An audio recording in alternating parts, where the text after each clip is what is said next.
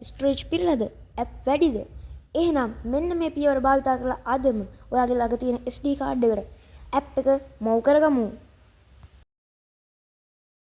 මුලින්ම ඔයාගේ ෆෝන් එකට SD කාඩ් එක දාගන්න. ෆෝන් එකේ තියෙනවා නම් ගැටලුවක් නැහැ. ඔයාලගේ ෆෝන් එකේ සෙටින් එකට යන්න. ඊළඟ සෙටින් එකේ පල්ලෙහාම ඇති apps කියලා අයිකන් එකක්. ඒක උඩ එක සැරයක් ක්ලික් කරන්න. ඊට පස්සේ ඔයාලට මව් කරන්න අවශ්‍ය ඇප් එක ක්ලික් කරගන්න. මම මේ ක්‍රිකට් 2026 කියන ඇප් එක තමයි SD කාඩ් එකට මව් කරන්නේ. ඔයාලත් ඔයාලට කැමති ඇප් එකක් මව් කරගන්න පුළුවන් විදිහට SD කාඩ් එකේ GB ගාන වැඩි කරගන්න. ඊට පස්සේ මෙතන ඔයාලට පේනවා ඇති ස්ටෝරේජ් කියලා එකක් තියෙනවා. ඒක එක සැරයක් ක්ලික් කරලා ඔයාලට මෙතන උඩින්ම පේනවා ඇති ස්ටෝරේජ් යූසෙට් කියලා. ඒක එතන තියෙනවා චේන්ජ් කියලා. ඊට පස්සේ චේන්ජ් කියන එකට එක සැරයක් ක්ලික් කරන්න ඕනි.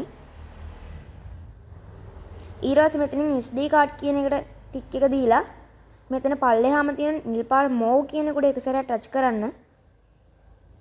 ඊට පස්සේ ඔයාලට මෙන්න මේ විදිහට පේනවා මෝව් වෙනවා. හරි ඊට පස්සේ මේක 100% මෝව් වුණාට පස්සේ ඔයාලට SD කාඩ් එක ගලවලා වෙන ෆෝන් එකකට දැම්මත් ඒක ඒ ෆෝන් එකෙන් වැඩ කරනවා. දැන් ඉතින් ඉන්න තැන මේ වෙලාවේ සිග්නල් නැහැ. ඒක නිසා තමයි මෙතන මේ 193 ලෝඩ් වෙන්නේ නැත්තේ. හරි ඉතින් ඔයාලගෙත් මෙන්න මේ විදිහට ස්ටෝරේජ් පිරিলা නම් මෙන්න මේ ගැටලුව විසඳගන්න මෙන්න මේ විදිහ වලට පාවිච්චි කරන්න පුළුවන්.